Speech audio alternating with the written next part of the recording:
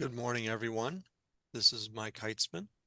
This is the roundtable webinar on multi-sensor survey integration, promises and problems. I want to give a good morning to those attending from the US and a good evening for those attending from around the world. I am Mike Heitzman and I will be the moderator for this webinar. So what is the webinar about? The focus of the webinar is to combine multiple types of non-destructive testing technologies, both the collection, analysis, and reporting, so that engineers can make better informed design decisions for their projects. This is a roundtable with an informal discussion from equipment manufacturers, software providers, and service companies regarding the best practices, lessons learned, and the problems encountered using multiple technologies. The companies that will be sharing their insights today are Contour, Regal, Road Scanners, and Infosense. There's no representative for infrared technology. And late in our preparation for this webinar, the use of traffic speed deflectometer was also recognized, but is not represented. Now I'm going to let the panel members introduce themselves and their companies. Tanner, I'd like to start with you. Thank you, Michael. My name is Tanner Dutton, and I am the Customer Success Manager at Regal USA. Regal is the foremost leader in the actual manufacturing of LiDAR systems and the sensors themselves, headquartered in Horn, Austria, but we have a great U.S. location here in Orlando, Florida. And we cover LiDAR solutions anywhere from airplanes, drones, vehicles, down to static scanners as well. So I mainly work in the mobile LiDAR division. So mainly work with integrations on LiDAR units on moving vehicle platforms. Great, thank you. Pekka? I'm Pekka Maila from Road Scanners Oy, Finland. My company makes GPR and other instrument and sensor fusion systems, and also we do consulting using these similar systems. So we are both selling the systems and then we are also using them ourselves. We have a daughter company in US and also in Central Europe, Sweden and Norway, but the main office is here in Finland. And we have been doing this sensor integration since 1998. Great, thank you. Thank you. Ken? Yes, good morning. Thanks, Mike. So I'm Ken Mazer. I'm with Infosense. I'm a senior principal here. Infosense focuses on the development and implementation of methods of non-destructive testing of constructed facilities with a major focus on pavements and bridge decks. We are a service provider, so we are hired to go out and collect data and identify conditions that are of interest to the client. And we do this by integrating GPR, infrared, falling weight deflectometer, visual imaging, whatever sensing methods might be appropriate for the particular application. Thanks. Great, thank you, Ken. Paul? Paul, you're muted.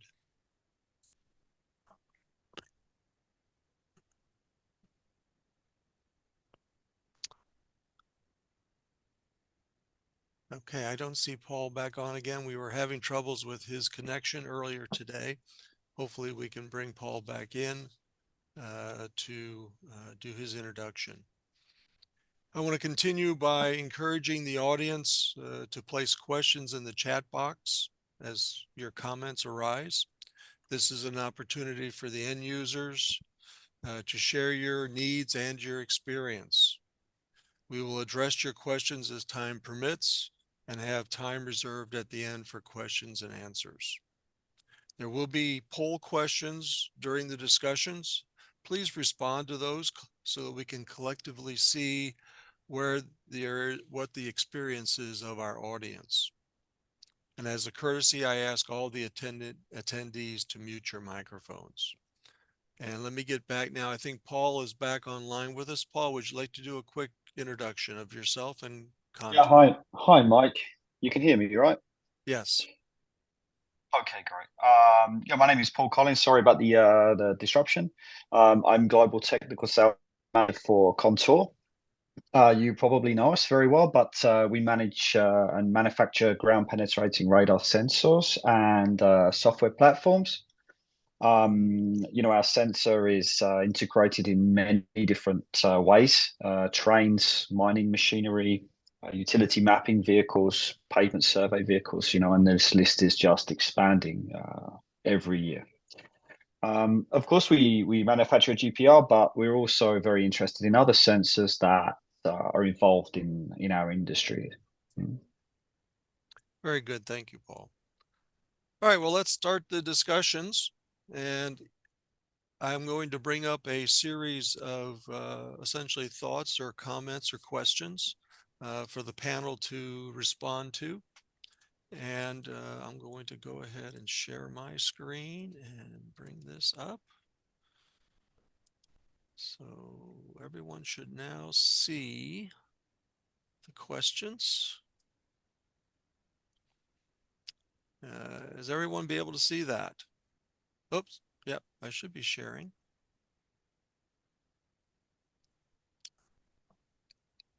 Does anyone see the questions yet? Just You're make good, sure. Mike.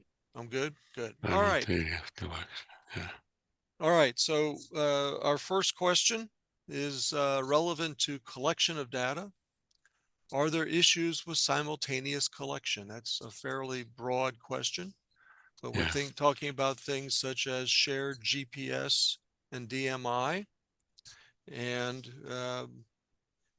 just the fact that you've got to place these sensors on the vehicle and they all can't be in the exact same Yeah. place. So Ken, I'm going to ask you to start that conversation and we'll move from there. Okay, yeah, so we do have two situations. One is where the different modes are collected at different times, maybe from the same vehicle or maybe not. And how do you tie them in? And others where they're being collected at the same time. So sometimes, for example, with bridge decks, we are not comfortable running everything at once because the operators have to pay attention to either the GPR or the infrared. So we'll run it with GPR and then run it with infrared. And for something as local as a bridge deck, a DMI, linear distance, is the best way to tie the data together. Similarly, sometimes when we tie in the GPR with falling weight deflectometer, they're done at different times. We'll tie the data. That's pavements. They cover much longer distances, and we'll tie the data together with GPS. And that works pretty well. And then with something more recent, like with the traffic speed deflectometer and the 3D radar attached to it, the two streams of data are being collected at the same time with the same distance and GPS. So there is no issue in terms of location. Very good. Anyone else like to jump in? Yes, what we have found out at road scanners is that it's very important to have like a duplicates of positioning. So sometimes this GPS doesn't just work. It is very seldom nowadays, but Yes. sometimes it happens.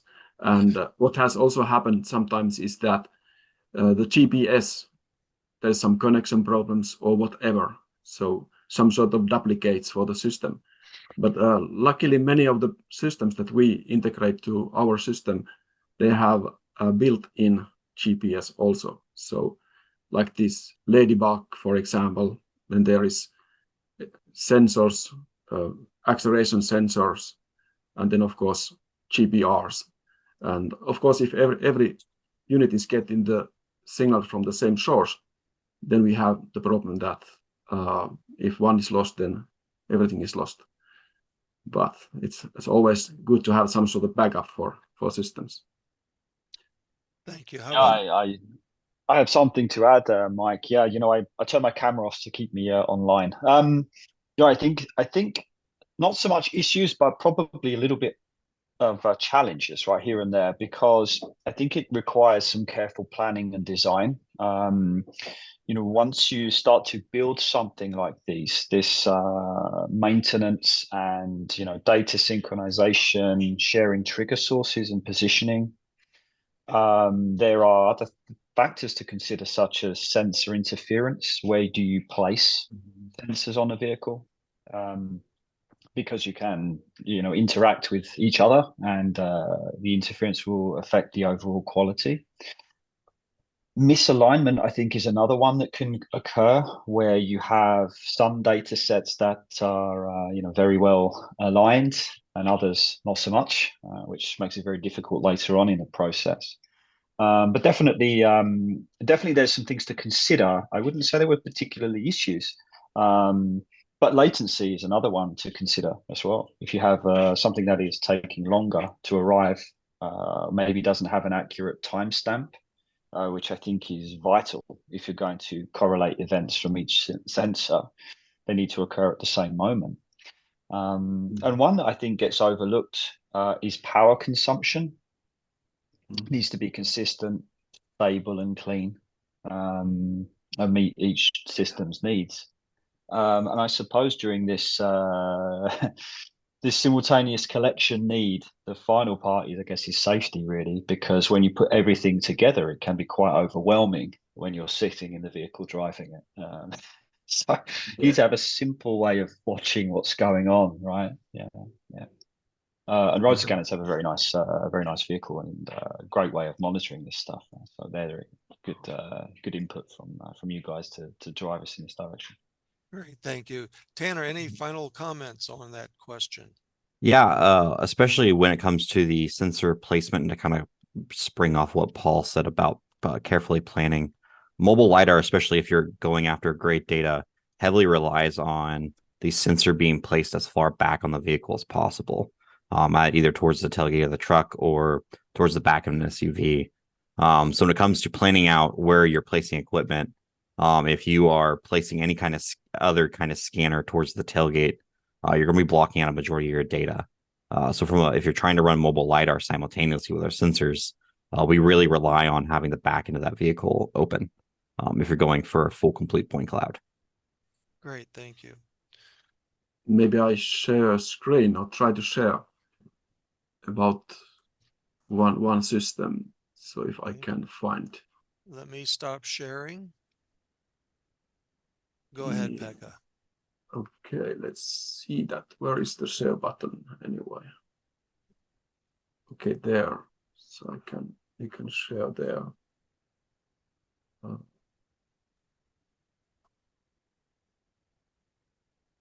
I'll just go.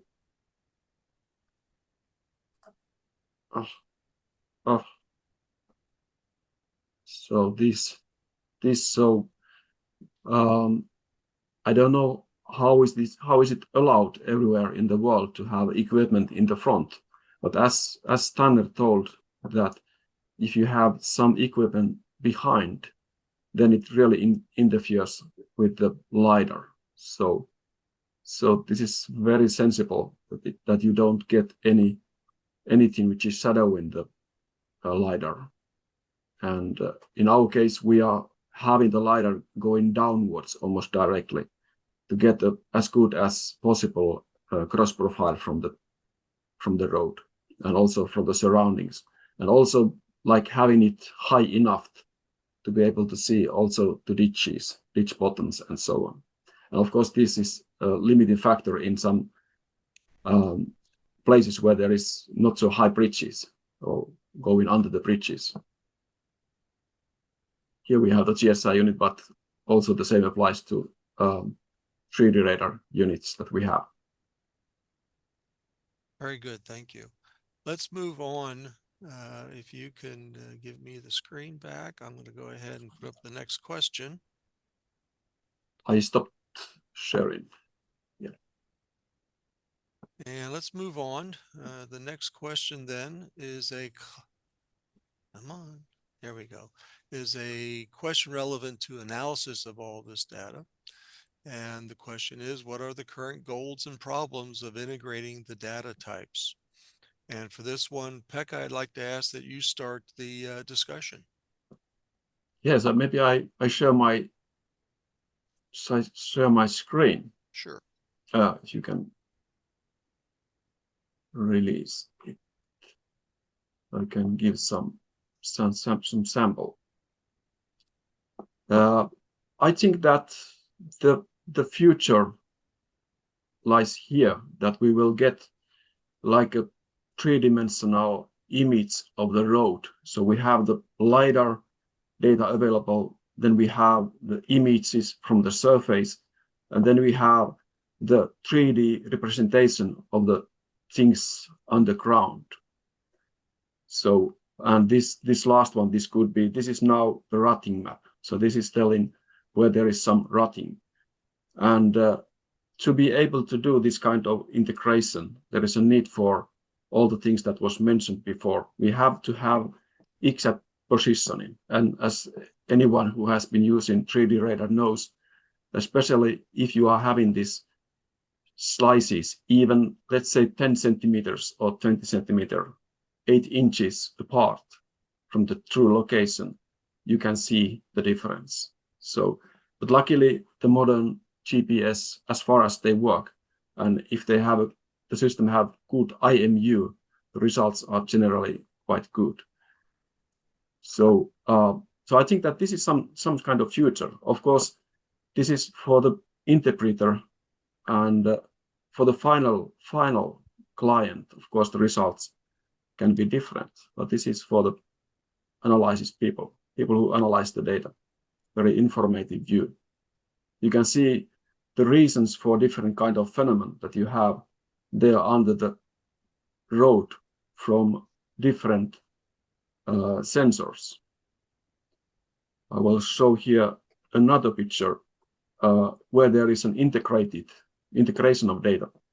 And as Ken mentioned, that if the measurements are done at different times, and in this case, different years, then we have to be very careful. And there is a need for good positioning of results.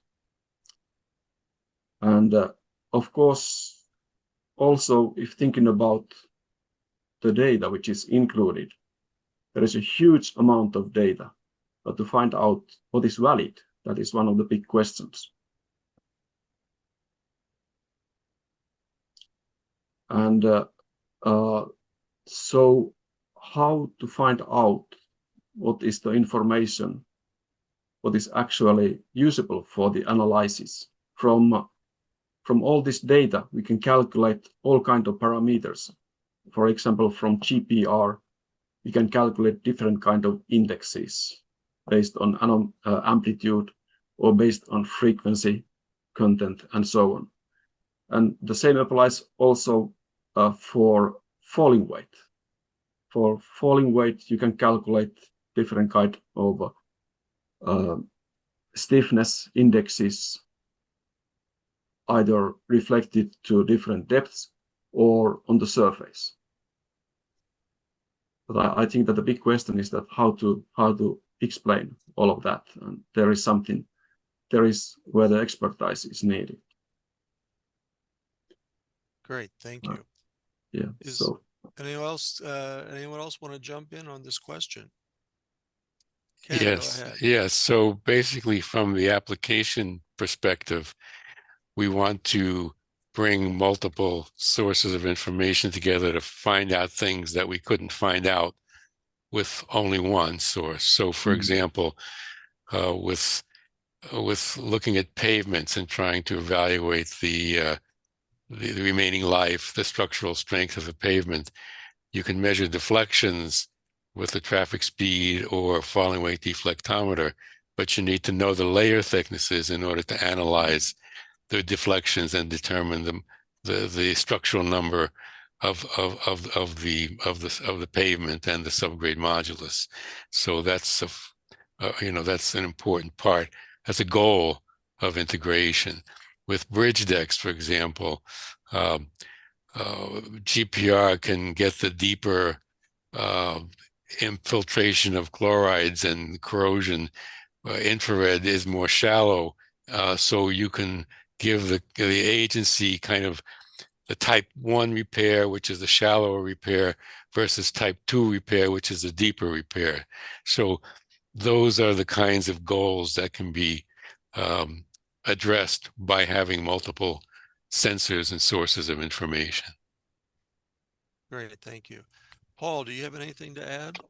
Oh yeah, I agree. I agree with Ken. I was going to say that this combination of sensors and data sets, it's a way of mitigating strengths and weaknesses because each sensor has them, right? So you cannot do it with one. And I mean, from a GPR perspective, you have different things that are going to change what you can see and what you cannot see depending on the materials. But combining this, you can have an overall understanding which is much more detailed, of course. And then and really we're trying to apply this to the real world situation where somebody is going to make a decision on this and when to intervene and when not to.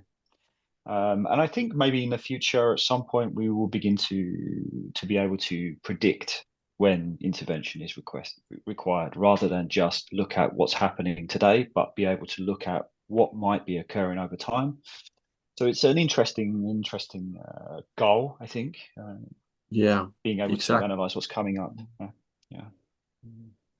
Yeah, exactly. That is what we call proactive maintenance, so that from the road's point of view, it's very important to be early enough when doing some repairing work, because if the road has already failed, it means that the costs to repair are higher than if you are early enough and you correct it before it's like cracked. If there is a crack now, it will be soon crack again if you just repair it. Right. So if you see it before, then you can correct it before it's bad. So then it's still lasting. Yeah. Tanner, any closing thoughts? Yeah, I mean, I just I agree with everyone in that. Really, from the multi data integration perspective, it's about painting a full, complete picture for end clients, based on information from multiple sources, highlighting those strengths and weaknesses of the different sensor types. Very good. Let me move on then to the next question, which is on reporting. And let's see if we can bounce back and forth here. I think we can.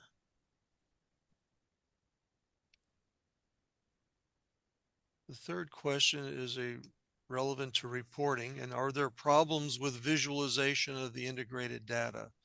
And Pekka, you were showing us quite a few options or situations which you have used. Would you like to start the discussion on this question? Yes. What is one problem with all this kind of data that I already mentioned is that how to find out the really meaningful parameters for visualization. And of course, when playing with these point clouds and 3D radar datasets, one of the things is also that how to be able to bring the data on the screen and have it processed in computers. So the data amount is just huge. So of course, if visualization, we need to think that what amount is enough. So especially when showing those 3D images of GPR, all the data is not necessarily even possible to see on the monitors. So so there is like a reduction of data for visualization, I think. Yeah. Tanner, do you have any thoughts on the reporting? Especially with the visualization. We capture data very fast from moving vehicle platforms, and that's great. But once that data is in the office and a techs or someone who's analyzing its hands, is it just as fast for them to have to manually go through the data and look for those anomalies to find those problems?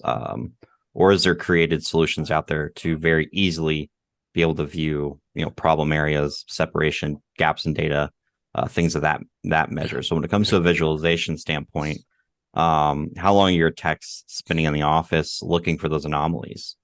And that's where the software side comes in, where we have to build in better ways of visualizing data and finding out better eye-catching ways or reporting methods of seeing gaps and anomalies, Right. both in GPR and LiDAR. Correct. Ken, your thoughts? Yeah, I agree with Tanner and with Becca. The trick is to reduce the large amount of data to some meaningful things that can be displayed. So some indices that can be calculated, like in stripping of asphalt pavements, to calculate some index that indicates the possibility of stripping and then map that out. So it's a simple display, a two-dimensional display of the pavement, seeing areas that are likely to have stripping, or linear, pavement to just simply looking at the strength of a pavement linearly, to look at the different measures like they do with the traffic speed deflectometer. You can plot cracking, roughness, deflection, and you can kind of see areas very easily, milepost A to milepost B, where there's a lot of activity. So I think the trick is to take the data and present it, boil it down to a way that presents itself in a way that whoever's having this work done can make decisions. Great. Paul, any final thoughts on this question?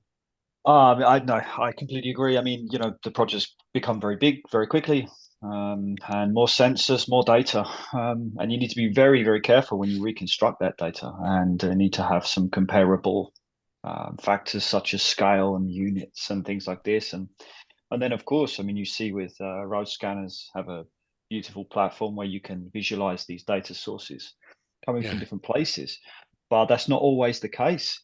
There's some people will try and reconstruct them from all types of different software platforms, and so as a manufacturer, we're always thinking, well, how do we kind of account for this, and then how do we present our information in, like Ken said, a meaningful way that someone can understand easily without having to be an expert in every single part of this process. Yeah. Great, very good. Hey, Let's Mike, move. we've Yes. gotten a good question that kind of goes with through this from Vincenzo. Is it possible to export data to be processed by other tools and then go into subsequent analysis? So you guys might want to opine about that. Can I respond to that? Yeah, I think with Contour System, you can export the data into files that have well-documented structures, the volume files and the interface files, and then we've developed post-processing software that focuses on what we're trying to deliver.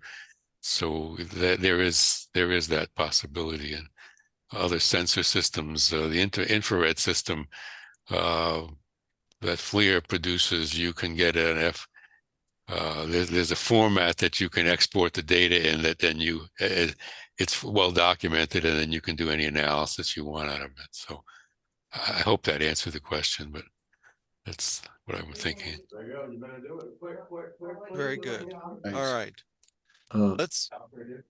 Let's I think that does certainly address the question, as far as the fact that if the system has a format that can be shared, then as long as it's well documented, you can pull that out and do other things.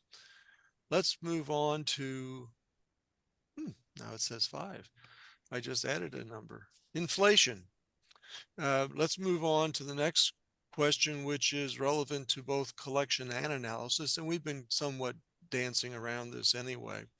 And that is, what are the problems with specific types of data? What do we have to recognize when we are doing both collection and analysis with multiple sets?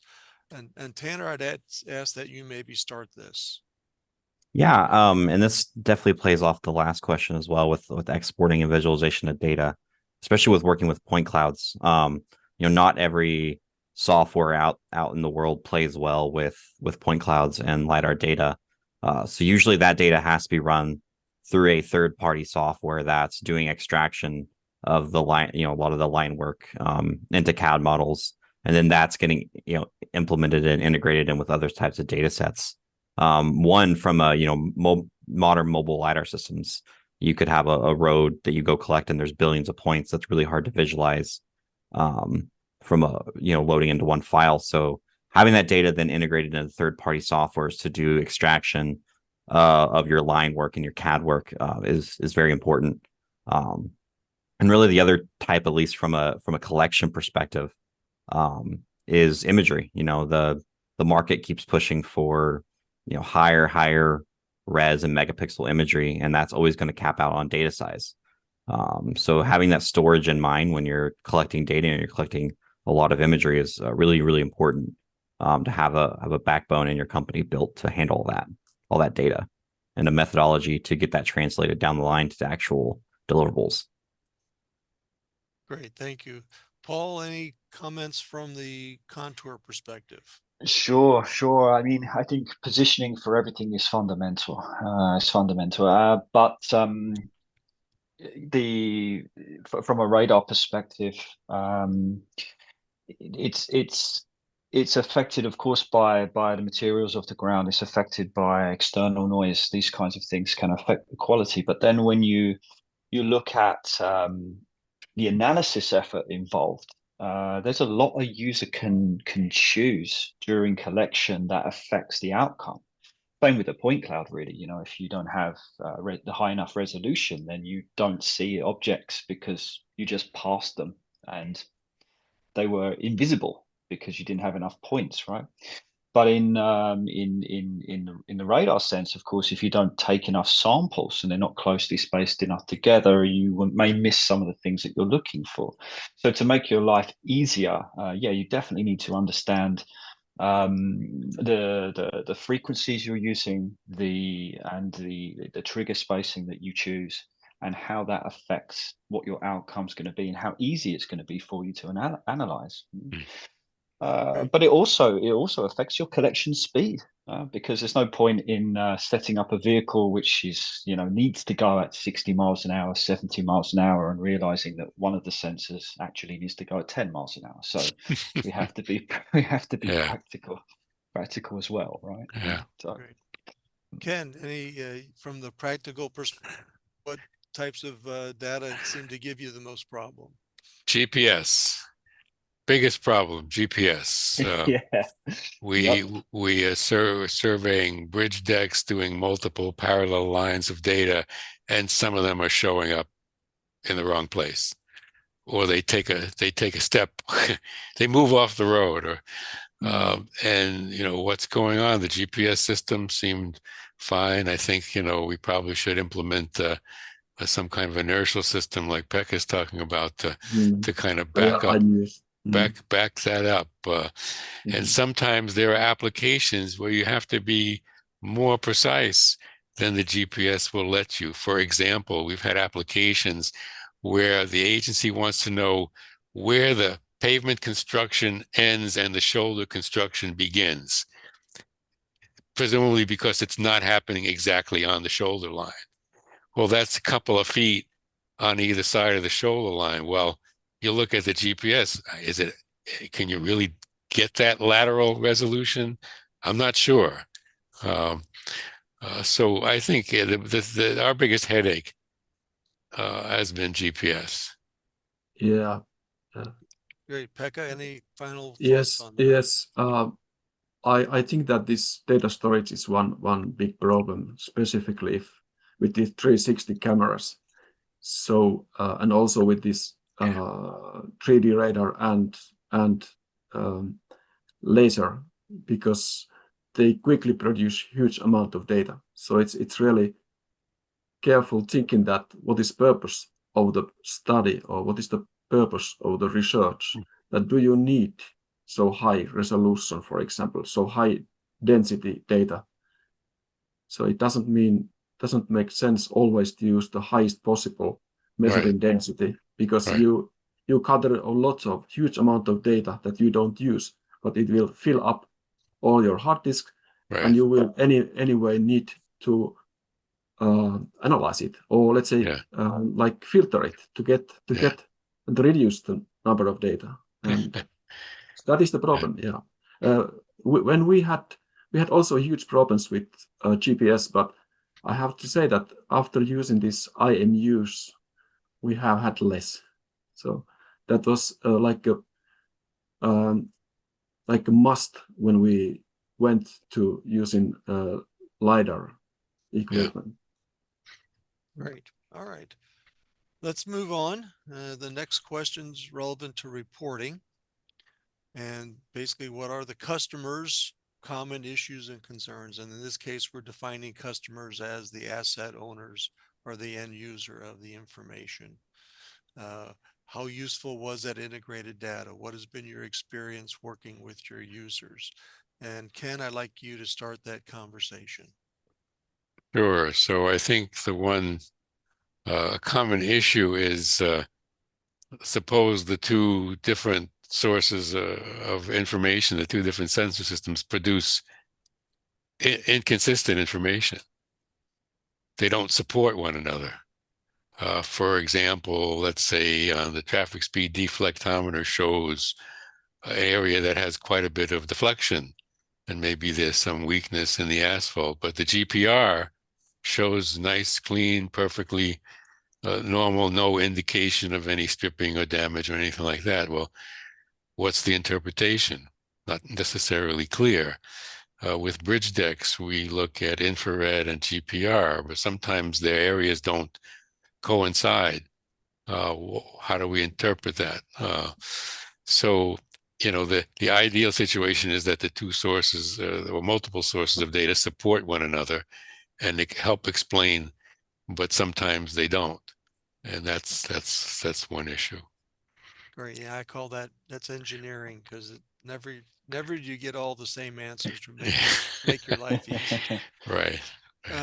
Pekka, any thoughts on this? Yes. One issue here is also that specifically with GPR, that when the ground truth samples are taken, there are many times problems that the ground truth is maybe not the ground truth. So it may be from wrong place. Yes. So if it's like, if it's only single channel system, if it is slightly offset from the measuring line, it means that you will get the different thickness. Right. There may be some patching happening and so on.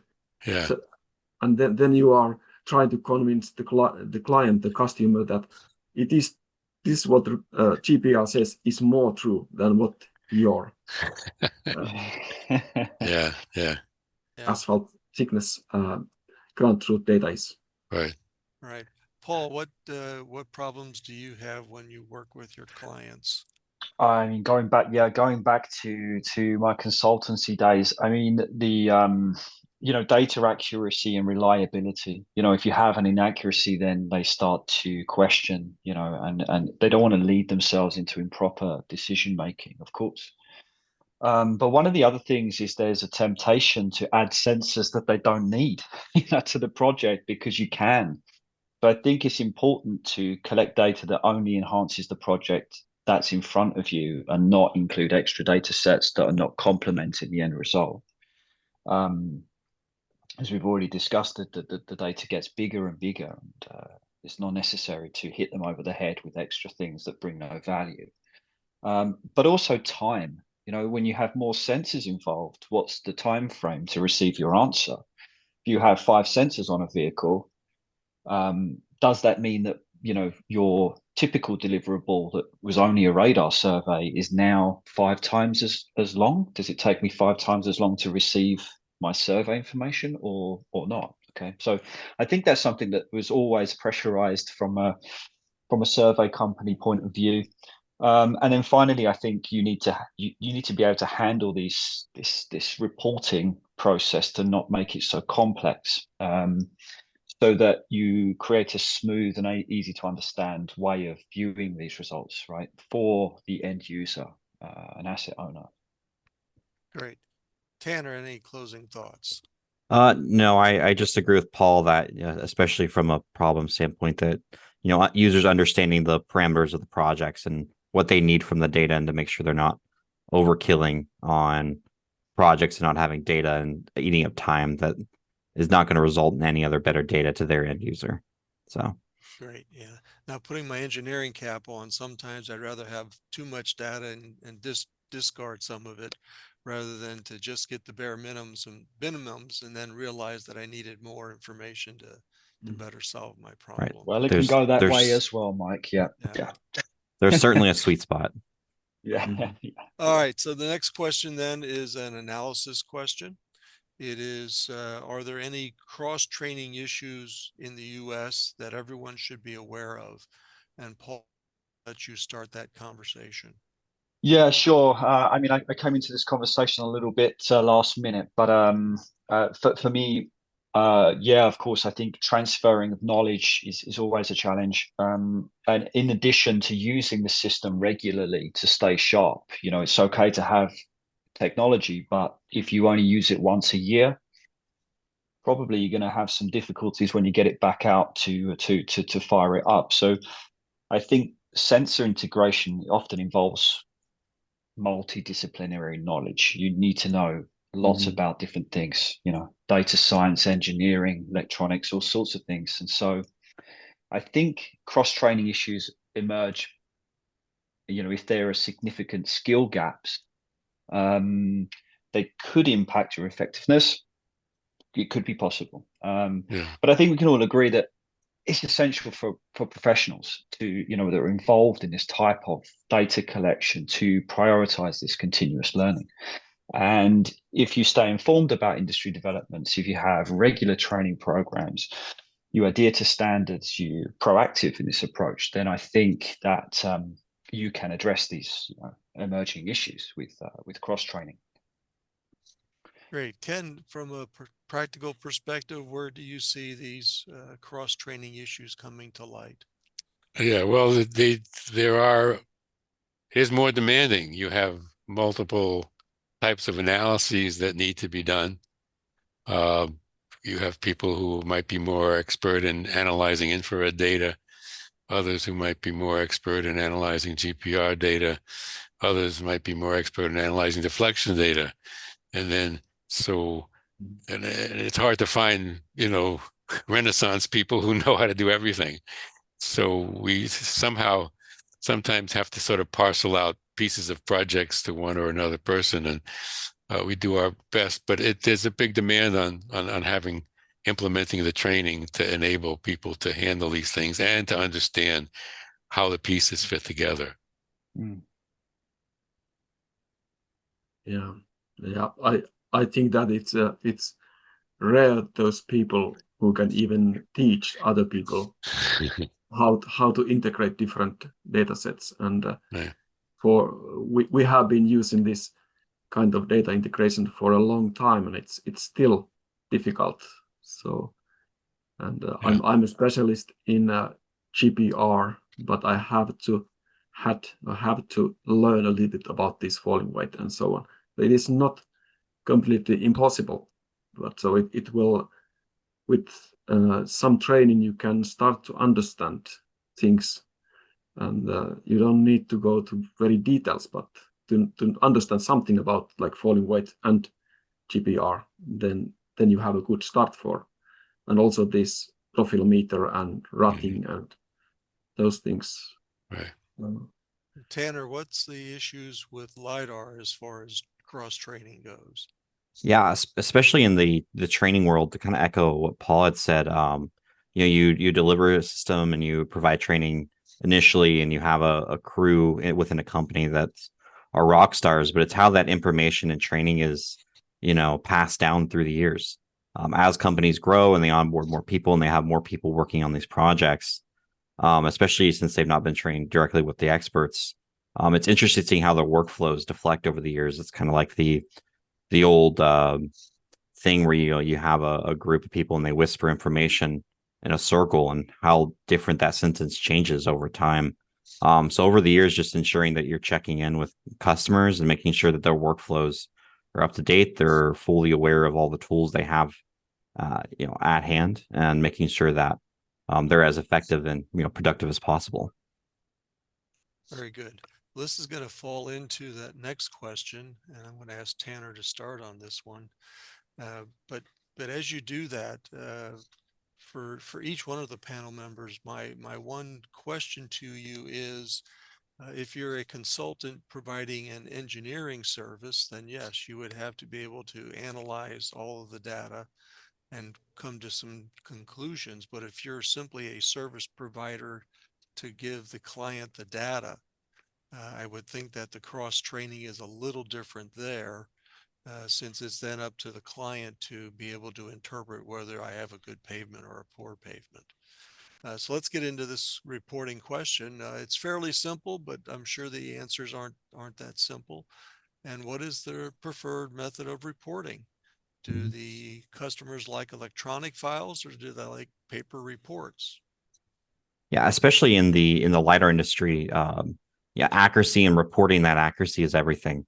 Whether that be from a sensor accuracy and how your data is aligning, and or how that data is aligning to a global accuracy to survey control to ensure that your LiDAR data is actually matching what's in the real world, is everything. So we utilize a lot of electronic file the reporting that comes directly out of our software to be able to report those LiDAR accuracies, either overall adjustments, and as well to things like a survey ground control. And that's everything, because at the end of the day, those users have to sign off on that data.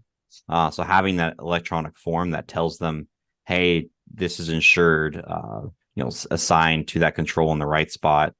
Here is the numbers and the metrics that fit to that accuracy. So having those electronic files, especially when they're being created directly from the data, is crucial.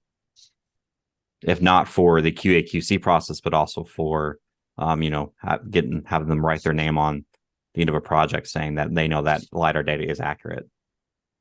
Very good. Pekka, you have some very good displays there. What do the clients want? Maybe I will share one more screen here.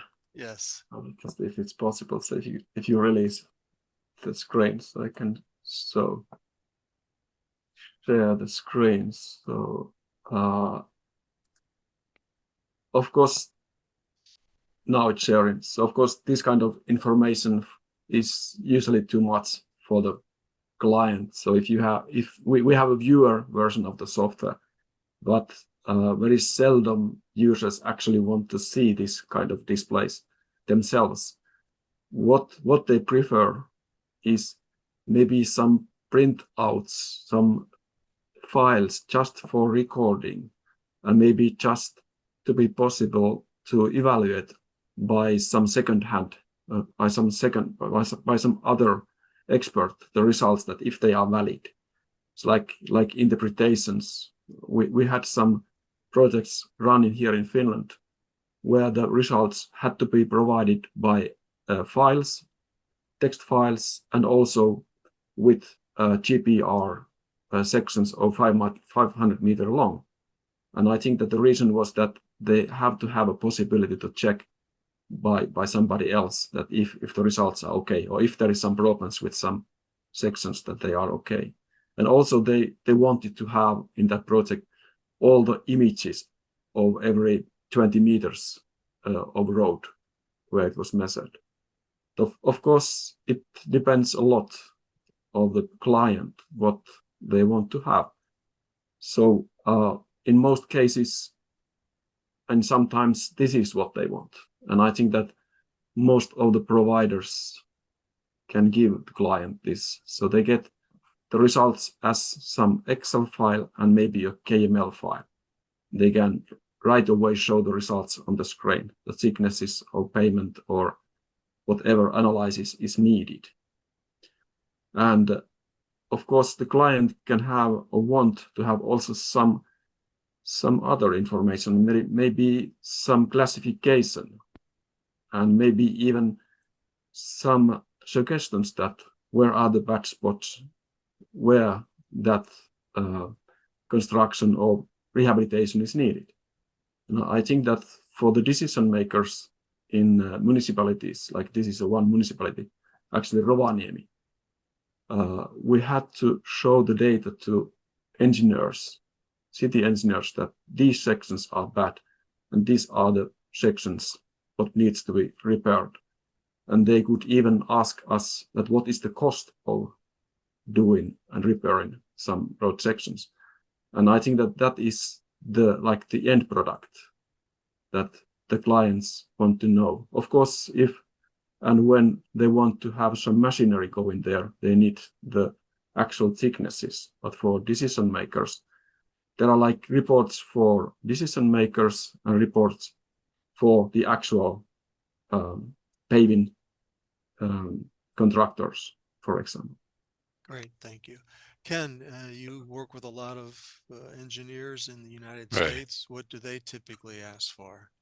So I think what Pekka was kind of alluding to is that some people are looking at it from the pavement management point of view, where the kind of shapefile KML deliverable is useful, and also simply the backup spreadsheets showing what's happening in what distance intervals.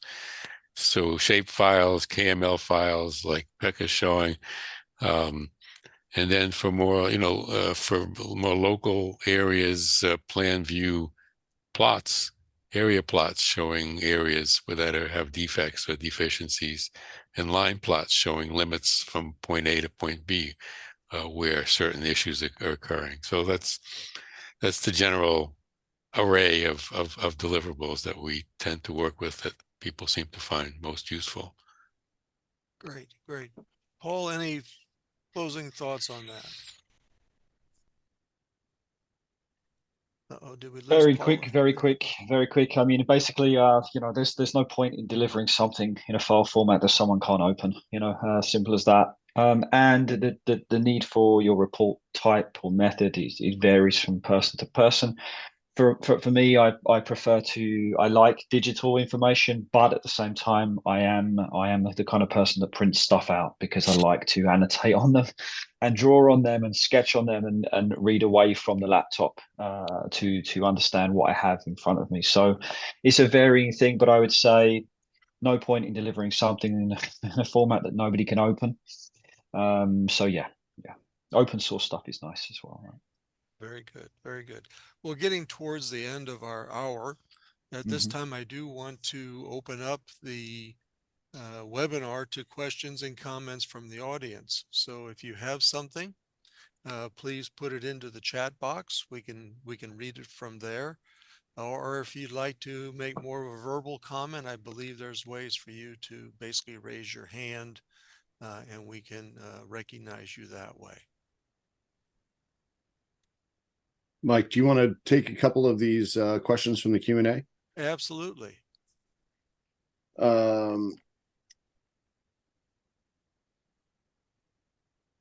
Is it possible to integrate the IMU and with the GPS? Anyone want to take that? I think Pekka, you were talking about an IMU addition there. Yes. With this GPS, we have also this like mobile phone based how the differential station system, so that it will give even better results. And the IMU gives specifically, if thinking about, and the biggest benefit is that we get exact position for the LiDAR.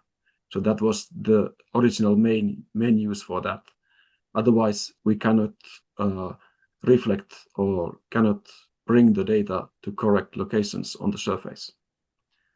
So that was the IMU purpose.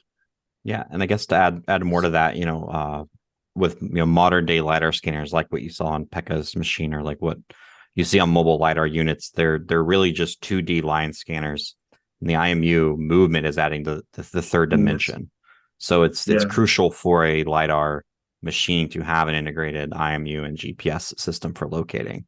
And especially in the mobile LiDAR world, we have very high-end IMUs to rely on instead of just GPS. And that's so, we don't see as much in the LiDAR world of bridge decks being in 3 different places because of that IMU integration. The modern day IMUs are very accurate and very good at, location and movement with the vehicle.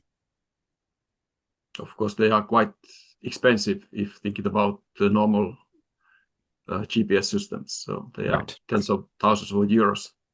So, but you pay a lot but get a good data. Very good. Kent, do you have another question? Yeah, and we're running out of time, so maybe the last one here, but this is basically relative to GPS, but also I think we can throw it into the other sensors also, which is how far along are these sensors in doing machine learning or automatic interpretation for the future? Paul, do you have any thoughts on that question? Yes, yes and no, actually. Well, I mean, it's developing all of the time. And as a manufacturer, we're of course aware of this. And we are, I need to be careful with what I say because it's not wide knowledge, but of course we are looking at it. Of course we are working in this arena, and are we making steps in this direction? Absolutely, we would be silly not to. But I until we are ready to announce these types of things, and we are a very responsible manufacturer where we will test and test and test and check to make sure that whatever we put in the hands of our users is responsible and repeatable and can be proven as a reliable source of information. So are we? Yes. If you hold on for a while, we will have some interesting things to share with you in the near future. Yeah, that's all I can say. I think I won't get shot for that. Yeah. I'm on the edge of my seat. Yeah. I'll come and show you, Tanner. We'll just do it 1-to-1, right? Yeah. No cameras in go. the room, huh? Yeah. Tanner, you have anything to add to that? Yeah, especially in the mobile LiDAR world with both the LiDAR and the 360 camera imagery we collect. The word machine learning and AI is thrown around a lot, and there's a lot of companies and third-party softwares out there now that are doing automatic AI extraction of pavement assets, of subsurface assets, your signs, your poles, your road markings. So machine learning and AI has definitely started growing a huge case in the LiDAR world. Ken, you said you've done some things in-house? We've started to implement an AI approach to tracking pavement layers, which can be time consuming. And that's kind of in its initial phases. So, but we do have a database of many years of pavement data with ground truth. So we're looking to see if we can take advantage of that to teach the AI program how to recognize certain patterns and save our analysts quite a bit of time. We don't see it as being a fully, we just plug it in and it gives us the answers. It would be more like an assistant, that it would do maybe 80% of the dog work, and we kind of fix it up at the end. So that's kind of where we see that sort of thing coming through. Yeah. Becca, any final thoughts on this question? Yeah, and naturally we have also been working on that, as I think that everyone who is working with software, right. Because this is a hot thing now, and it would help so much. We have been doing thousands of kilometers of work specifically on the asphalt, and it would really help to have some automatization there. Right. But as said, the GPR is very difficult from the point of view of AI. That is what we have learned. So, yes, because it's so much depending on the differences in the ground. It's varying a lot. So you can't just say this is payment here, payment there is completely different. Yeah, and I can remember back in the days of the starts of pavement management. Just how do you get a computer to look and identify cracks for you. It's just we just keep evolving and needing to get more information and use the computer to do that. Well, we have come to the end of our webinar time. I do want to ask each of the panel members to possibly give a kind of some closing remarks, keep them somewhat brief, but maybe give something to the audience that they can take with them. So Ken, would you like to start? Sure. I think we've all kind of recognized here that combining different sources of data gives us a better picture of what's going on and has very significant benefits, but it doesn't, it's not a slam dunk. It's something that has to be done carefully. And while it's beneficial many times, sometimes it's not perfect. So. Great. Pekka, any thoughts? Yes, I think that this sensor fusion is becoming more and more popular because the sensors are getting cheaper and more accurate, and there is huge potential there. But of course, with this increasing number of data, there is some sort of AI solutions really needed, even to filter out the meaningful results from all the huge data sets. Great. Tanner. Yeah, so I guess just to relay on more on the collection side, since everyone else is talking about data, just in the modern world, people are struggling with employment and productivity. So having multi-sensor solutions where you're driving once versus 4 times is always better than driving it 4 times, way cheaper. Great. Paul. Sure. I mean, I believe that environmentally, it makes absolute sense to collect everything that's useful to a project at the same time. I mean, we are traveling anyway, so let's harvest it. And as a manufacturer, from our point of view, we are working very hard on making it easier and easier to integrate our hardware. We are working on platforms that help in visualization, faster processing, and new tasks that, of course, include automatic interpretation or semi-automized or Ken's assistant, this kind of idea, right? Yeah. To help in the efforts of this multi-sensor data collection, which, like Pekka says, is becoming more and more common, which is fantastic, in fact. But yes, we are all on board, and I think we will continue to support anyone that wants to go on this venture. Very good. Well, I want to thank the panel members for sharing your experiences, and I want to thank the audience for participation. I hope that you found this webinar to be informative, and Contour will be sending out a link to this webinar because it was recorded. With that, we'll close this webinar. Everyone have a good week, and hopefully everyone goes into the holiday season safely and with family. With that, everyone take care. Thank you, Mike. Thank you. Thank you. Bye-bye. Thank you, Mike. Thanks, guys. Bye-bye. Thank you.